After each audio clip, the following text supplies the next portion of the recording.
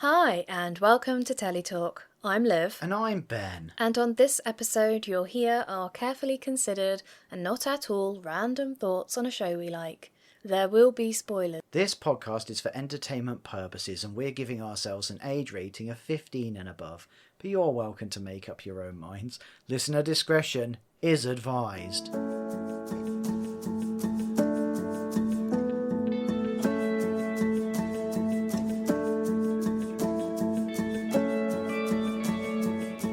So today, we are talking about Plathville. Wait, what's it called? Welcome to Plathville. Welcome to Plathville. I just call it Plathville. Welcome everyone to Welcome to Plathville.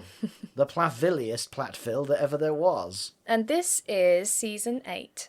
Episode 1. Yeah. So we are jumping straight in at season 8. Yeah. I'm surprised it's gone for this long, but here we are. I mean, we say that, but we jumped into Death in Paradise season 14, so, all bets are off. This is positively timely. I know, yeah, that's a good point. We are going to work on the assumption that if you're listening to this, you at least have a passing understanding of who the people involved are, rather than going through and recapping exactly who everyone is and 7 seasons worth of history.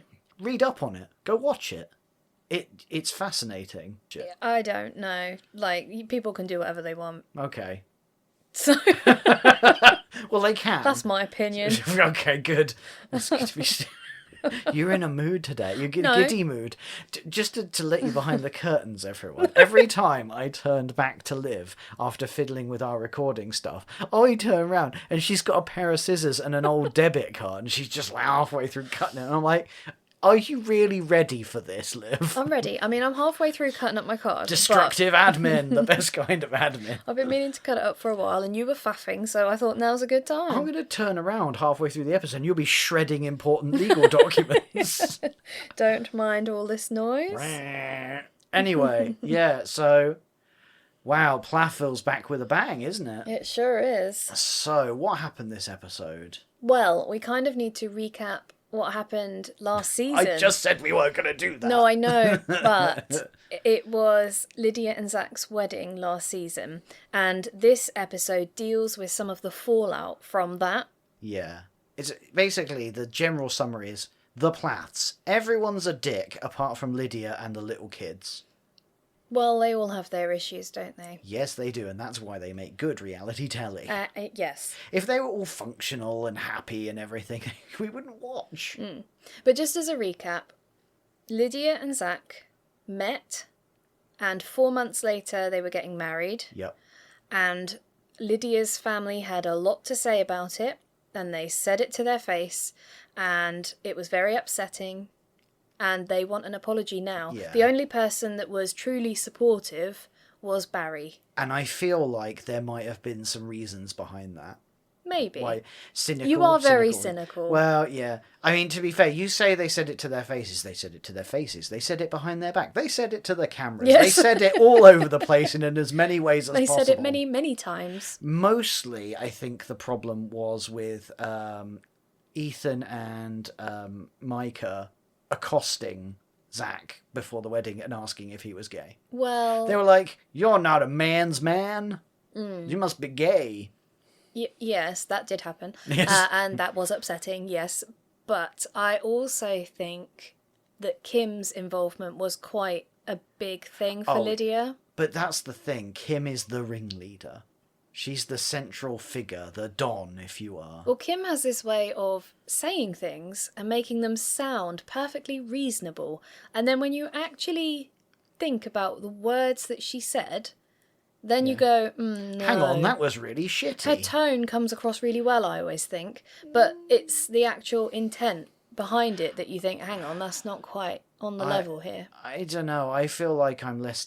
as an outsider, I've never liked her very much, and so I don't give her that benefit of the doubt. So I'm always like, no, I assume she's always... Because she is, but also that's kind of only because you know what's going on behind the scenes. Well, if you just go by what they show, then she's almost the hero, right? I guess. Certainly for those seasons where she seemed to have quite a heavy hand in producing it. But Ethan's been on his own villain arc, his own sort of hero to villain arc. it's sort of, again, he has the same thing as Kim. We know a lot about him from social media and from what Olivia, his ex-wife, was saying. That's true, yeah. If you just go by what the show portrays, no villain, just hero. That's true. I just wanted to quickly cover how Kim had upset Livy. Oh, yeah. Oh my God, I nearly said Olivia. Lydia. Too many very similar names. All their names are very similar, yeah. Because Kim had said that she felt Zac was controlling and undermining Lydia and not letting her have her own choices for the wedding. Which is beautifully ironic. Absolutely is, yeah. Because, like, Kim is, as Ethan put it, the neck that turns the head.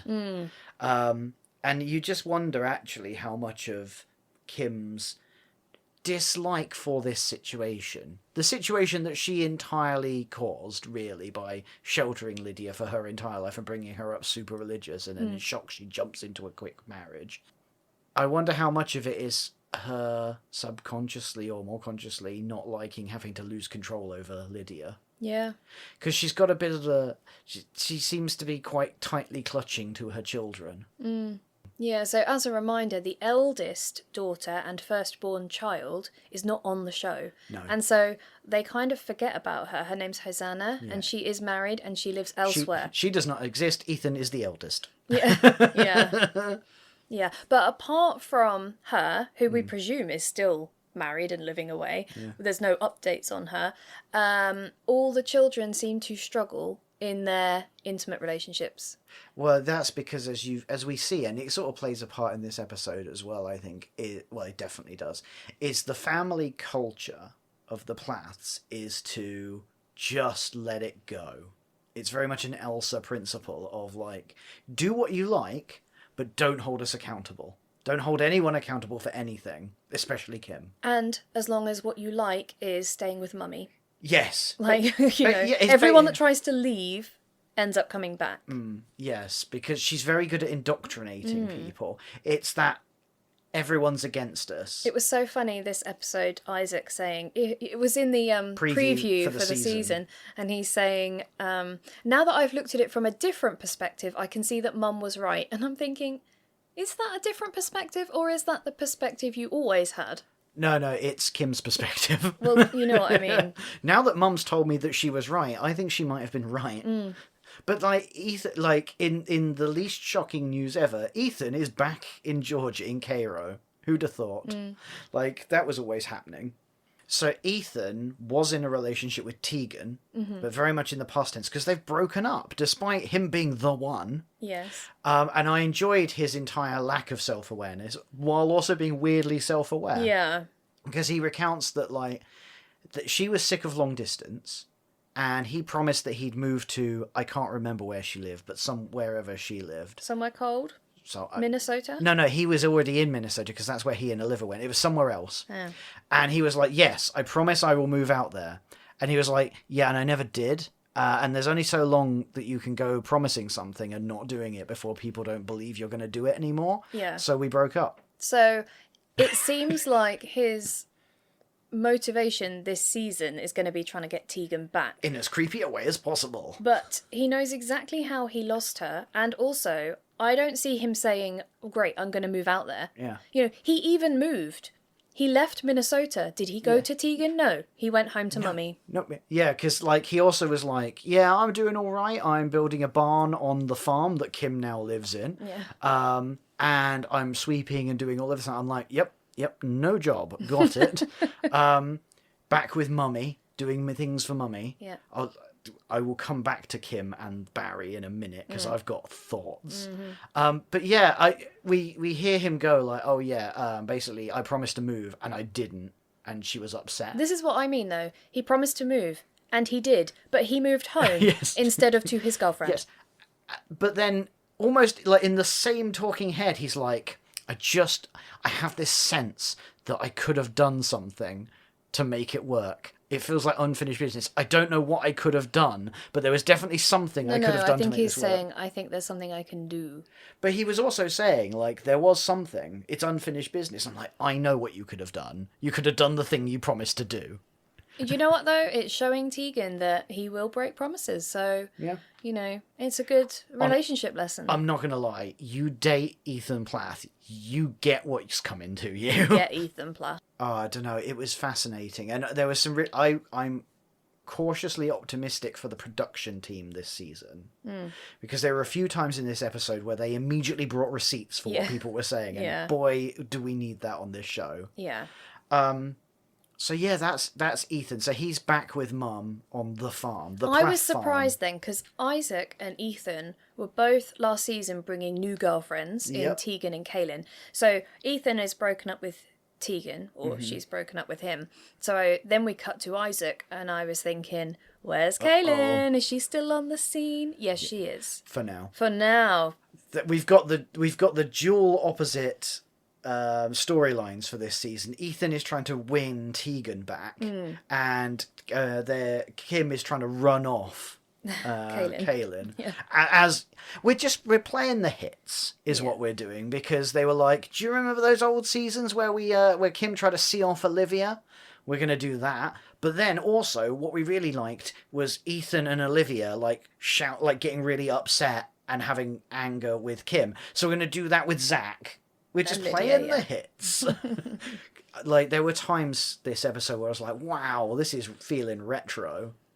But Micah has learnt his lesson. He has a new girlfriend, and he's keeping it private. Well, but to be fair, he did that for about 10 minutes. No. Do you remember when Veronica didn't put her face on the screen? Yeah, because they were filming at his house, and we could see her legs walking around in the background. She just hid her face for 2 episodes. Yeah. That wasn't really private, was it? We are going to see... we're going to see his girlfriend on the show, I guarantee it. He's already talking about her. I don't know. So I actually feel like Micah has learnt something from the therapy that he's had.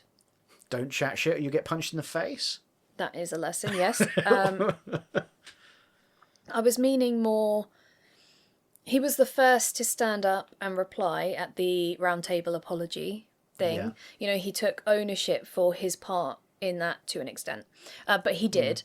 And he just seems a bit more broadly open. I don't know. He's done this before. Yeah, well, he's not immune, I don't suppose. No. I just feel like you can almost see that he's had therapy. I'm not saying that it's worked wonders. I'm just saying he's a kind of a different Micah from what we used to see. Yeah, I mean, that's true. We'll see how it sticks. Then we have Mariah. Oh my God, Mariah, yes. She seems to have had a glow up. Yeah. Not in a physical sense necessarily, but she seems happier. Is it because she's no longer looking like a withered husk of a person? Because last season I felt like all of her will to live had been sapped out of her. Yes, because this season she's talking more confidently. She's not muttering. You can actually hear what she's saying. She's looking up more. You know, there's a lot more self-confidence there, I think. Even just... she's like not stooping over, like she seems to be sat up. She's like alive. I think being separate from the family has done her the world of good. Yeah, and she seems to have more energy. It'll be interesting to see if she's back more for this season, if she slowly deteriorates by being around the family. Yeah, because there is this vibe that the children live away to an extent and come back for filming. They want to get that paycheck. And then after filming, they disperse again to the four corners. Yeah, and while they're there, Kim gets her influence on them. Because that's the thing, like, it seems to be the longer that the kids are around Kim, particularly, the more effectively she can gaslight them into going, no, actually, I looked out for you, and the way you were raised was brilliant. Because we had, in the past, Ethan going... you didn't even educate us properly, and you didn't do this and do that. I want you to apologise for that. And now he's like, my mum is the best mum in the world ever. I think that's parent-child relationships to an extent. You know, that there's a lot there. It's a very complex dynamic. It's not necessarily, I don't think, what Kim does. It's just how that plays out.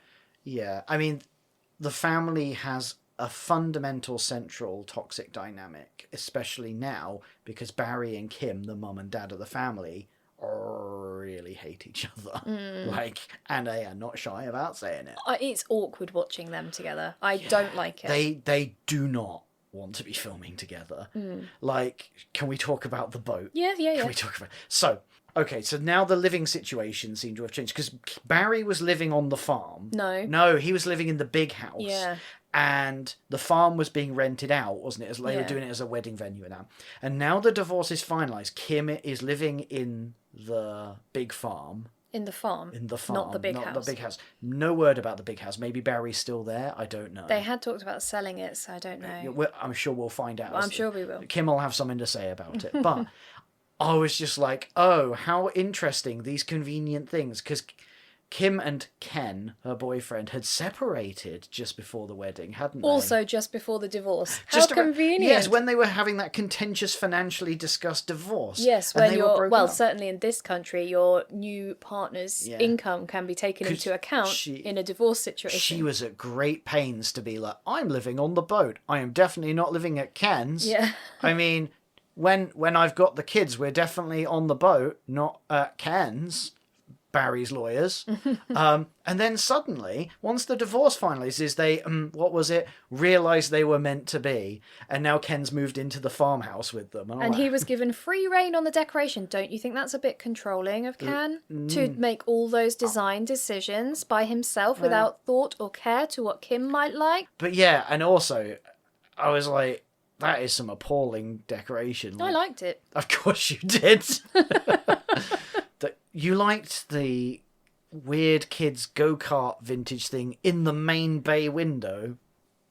That was a style plus for you. So Liv? here's the thing, right? I wouldn't decorate my house like that, but I quite liked it. It felt put together, and it felt like it created a feeling. It helps when you've got the show money, I'd imagine. Yeah, and they might have even had an actual designer. What about the giant ass jukebox? Yeah, I like that too. She was we got another scene of Kim reveling in we didn't have, when the kids were growing up, we didn't have a jukebox with 80s rock ballads in it. And I'm like, no, you didn't. Because you kept them away from everything. Yes, you were an adult and you had choice over that. So she's laughing about we didn't have that. And I'm like, yeah, but you inflicted that. So I don't know if that's funny. Yeah, I know. Like she's trying to own that. But she doesn't. It's very slopey shoulders.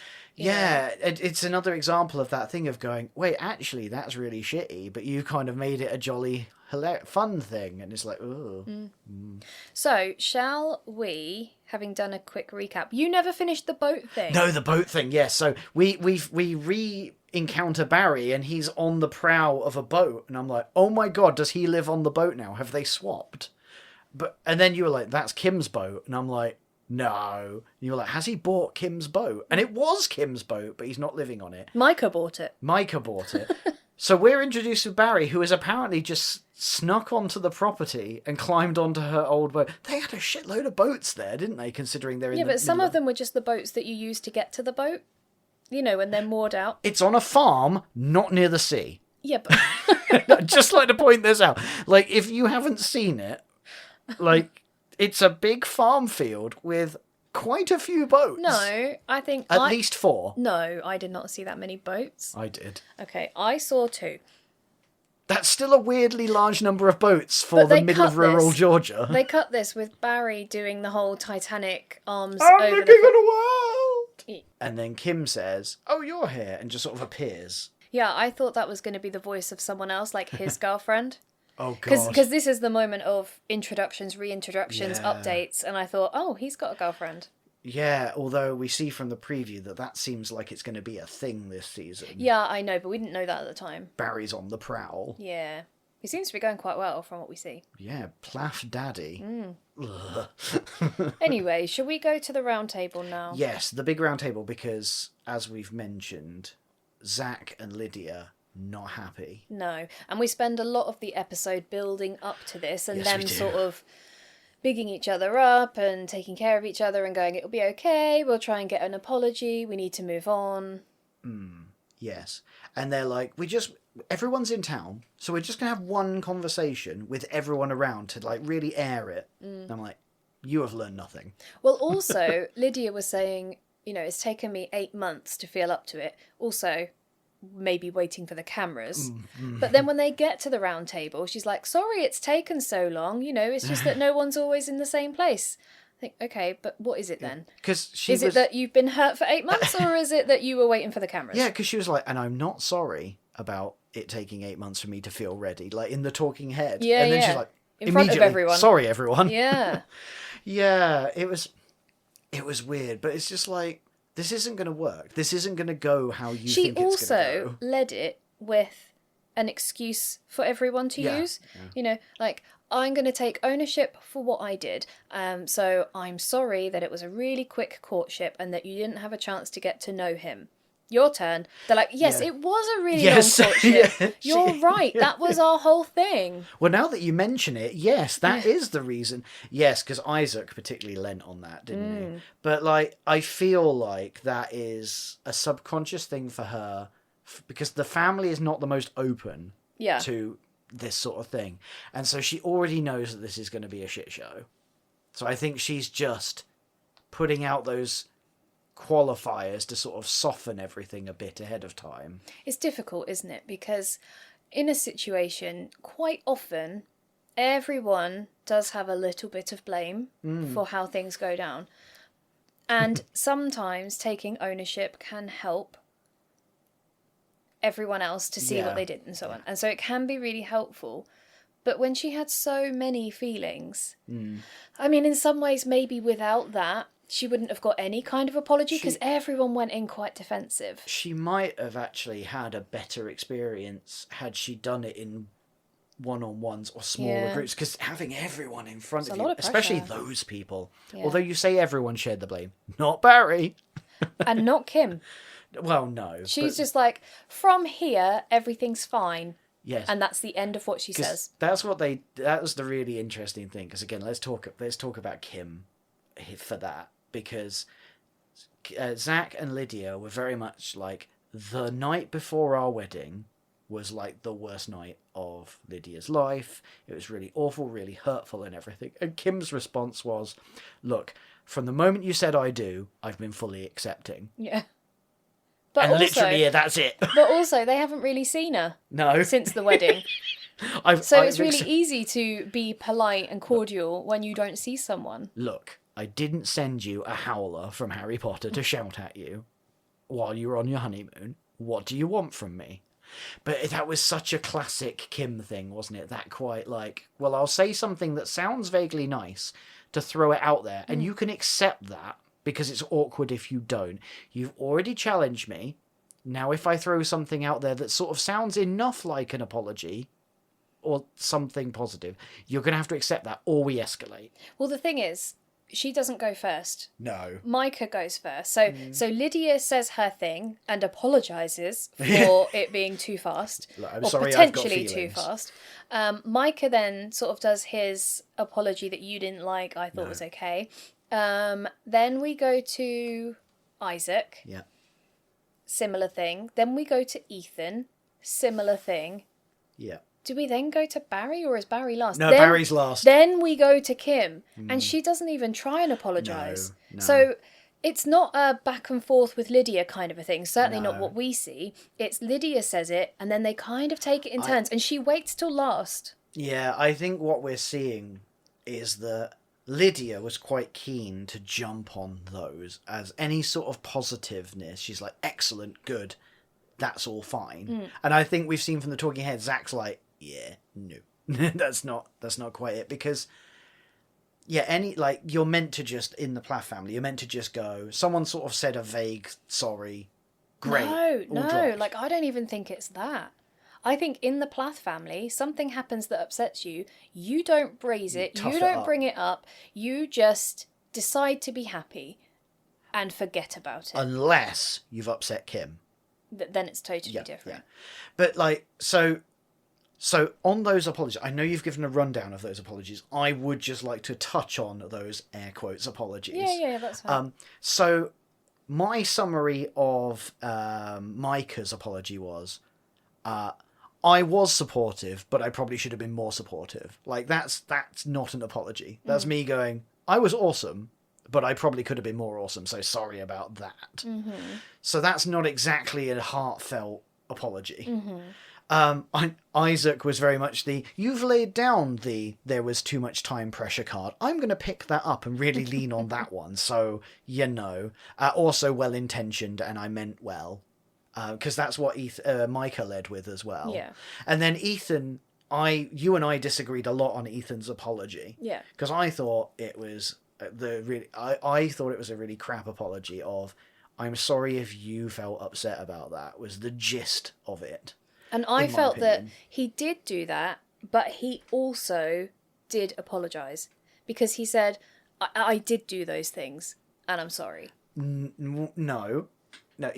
What he said was, I'm sorry if the things I did upset you, and I know they did. Not the same thing as, the things I did were bad. Because... Also, in the context of his talking head, where he's going, I don't think there was anything wrong. Okay, but isn't he entitled to his opinion of what is good and what is bad? And he is apologising for how he made her feel, regardless of the judgment of that action. Yeah, I guess. It just didn't feel like a sincere apology, because I don't think he actually feels He's sorry. sorry that he hurt her. Yeah. Also, you'll notice no one apologised to Zac. No. No, just to Lydia, because Lydia's the actual family. Yes, they kind of went in going, you were really shit to Zac, and it upset Lydia. So everyone's like, sorry, Lydia. So I find this actually really quite difficult, because I grew up in a family that doesn't apologise and still doesn't. And so from that perspective, I would be very much like Lydia in the fact that anyone is vaguely willing to offer me an olive branch. Great. I need that, and I appreciate that you've gone that far, because I would find it difficult too with my family. So yeah, maybe your perspective is much more nuanced than mine, because I'm looking at it going, well, those apologies weren't, in air quotes, proper apologies, as opposed to actually for them maybe they were good apologies. Like, it's all about context and family culture, isn't it? Absolutely. And you know what, there's a lot of pressure, I think, on reality families and people to get it right according to the book. But who even has the book? You know, most people in life don't do things 100% as the internet or, the audience would expect them to. They're real people. Yeah, that's true. And they have their own thoughts and feelings. That's true. And also, Kim wouldn't have allowed a book in their house when she was on, because that would have been head knowledge, as she put it. You got to play music and earn money for the family in the Plath family band. So if you could have sung an apology, maybe that would have worked. No. The only book that was allowed was the Bible. And of course, all that documentation for that weird foot medicine thing that she did. Do you remember that? A little bit. Ah, the old days. Felt much more quaint. Now it's just a bit fractious. But I feel like Lydia has learnt a little bit of the sort of underhanded way of giving or jabs at people from her mum. Because she made a real point of going, yeah, that's all fine, guys, but I would like to single out my dad as being awesome and the only one that wasn't a dick. Again, I feel like she kind of had to. There was no reason for him to be there. No, he was there.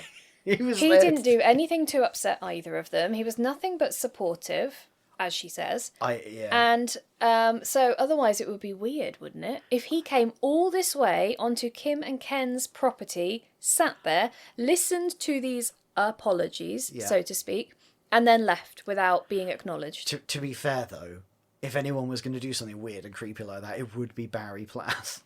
He's a bit of an oddball. But yes, it was weird. But again, I even said, and cut to Kim. And they immediately cut to Kim looking all well pissed off. And she was like, this feels like a jab at me. And I'm like, it is. But also, because she was like, well, I don't think I got any credit for being concerned. And he just signed off on it. And I'm like, well, you don't know what he did or didn't do. And also, he's allowed to do whatever he wants. Also, judging by his results, turns out it seems like he was right. It was just like, oh, he's not getting any shit. And I'm like, no, he's not. Because... It's not just that, but she's not getting any credit. Yes, that's the problem. Yeah, she's like, but I'm meant to be the winner. Yeah. That's the thing. It's a competition. Yeah. And she hates Barry, because I get the impression that he won the divorce. Although she got the farm. She got the farm. But he was willing to financially wait her out. Like, we saw some of this in last season, and I do get the impression that he won. He certainly seems very pleased about everything. But he milks it, doesn't he? Because not only does he doesn't just go, thanks, Lydia, you're welcome. He goes on a little spiel, doesn't he, to everyone, like, but you can see how awesome he is. And I just got this feeling from him, like, you are milking this, The thing sir. is, right, Barry has been, seemingly at least, more reflective than Kim. Yes. And gone, well, maybe everything we did wasn't quite right. We thought it was right, and maybe it wasn't. Whereas Kim's like, it was all Barry's fault. Yeah, that is exactly how it's gone. I think the audience have gone, do you know what? I quite like Barry. And they've gone, really don't like Kim. Because that was the weird thing, though, isn't it? Like, Kim is so inconsistent when you take a step back and look at what she says. She's either saying, we did wrong, and it was all Barry dictating it to me. I was just a put-upon housewife, and I didn't get a choice. But then she's also at the same time going, wasn't your childhood great, kids? Wasn't it great that we protected you? Yeah. Like, Kim. And Come on. actually, Barry brings this up in his talking head, I think it was, and says there's a bigger issue between Kim and Lydia now. And it goes back to the divorce. Yeah. Because Lydia is, well, apart from Hosanna, who we don't know, Lydia is the most devout. Oh, yeah. The most akin to what her parents brought her up believing. She's the reverse Mariah. Yeah, and she is gutted that her mum left her dad because that's not what she was brought up to believe should happen. And her mum's gone on this drinking lifestyle, dating, sex outside of marriage, all of this stuff that Lydia was brought up to believe was wrong, and her mum is now doing embodying, embracing, Yeah. and joking about and laughing about. And Lydia is upset about it. Yeah. And Kim hasn't owned that either. Yeah, and I wonder if there's some tension as well around, even before Mariah moved out and everything, it was like, right, Lydia, you are Cinderella in the house. You do all of the things. Oh, that's reminding me of something I wanted to say, actually. Because in the beginning of the episode, we see Lydia and Zac and their life and their apartment. God, yeah. And Lydia's like, there's nothing annoying about Zac. And I said, no, I was thinking to myself, no, you grew up with very annoying people that you had to clean up after every single one of them. Okay, because So now you've just got one person. that is not where I thought you were taking that. I thought you were going to be like, there's nothing annoying about him. Give it time. As a married woman, I could, and I'm like, okay, I was like, well, how is this going to bite me in the bum here? No. How many Plath children are there? 9 living? Yeah. 9 living Plath children. Yeah. And Barry and Kim. And Lydia was basically the Doing chef everything. and the cleaner for all of them. So one person in quite a small apartment, no problem. Yeah, and from what we've heard from, like, Olivia and stuff, like, about how Ethan is to live with and stuff, I get the impression the boys were not exactly making her life easy. Absolutely. Yeah, so I imagine there's some resentment of that. But, like, I'm not surprised. But, like, they very much have settled into the traditional family roles, shall we say. Yeah, well, again, they were both brought up to believe that that's what's right. And I guess, you know, if that's what you want and everything, fair play. It just, if there's something about it that made me feel a bit uncomfortable. But you know, they're making heavy allusions to pregnancy coming in the future. Well, yeah, again, Lydia's like, I want a baby. And Zac's like, well, we're waiting, though. Just a little bit longer. So that was at the beginning of the episode how we really illustrated early on how new they are together, because they were like, we've known each other just over a year. It's been 8 months since we got married. Yeah. I'm like, geez, I forgot how quick that was. Yeah. Like, and I think a lot of the hurt and everything is stemmed, like, they've now seen last season. Probably. And all of the shit that was being talked. Yeah. And they'll have seen that Kim was at the centre of it. Like, when Micah was going, like, it was mostly my brothers that were ringleading all of this shit. To be honest, I kind of think that it was. I feel like Micah just kind of went along with it. And he was dealing with, what was his girlfriend's? Veronica. He was dealing with Veronica. Oh and I my feel God, like yeah. Zac became a bit of an outlet for his emotions and his inner child just to try and have a bit of fun. I'm hoping that that's a good sign for production, like I said, because he said, like, it was my brothers, I wasn't really that involved, and they cut immediately to him ringleading stuff. Let them get married, then we'll give him shit. Give him shit. Yeah. Let's go burn stuff. No, that was Ethan. Well, but you know what I mean, like, so I'm like, oh, receipts immediately. Hopefully this sets the scene. Yeah. But yeah, that was kind of the gist of it, wasn't it? But yeah, Barry milked his clout for as much as it was worth, getting one up on Kim.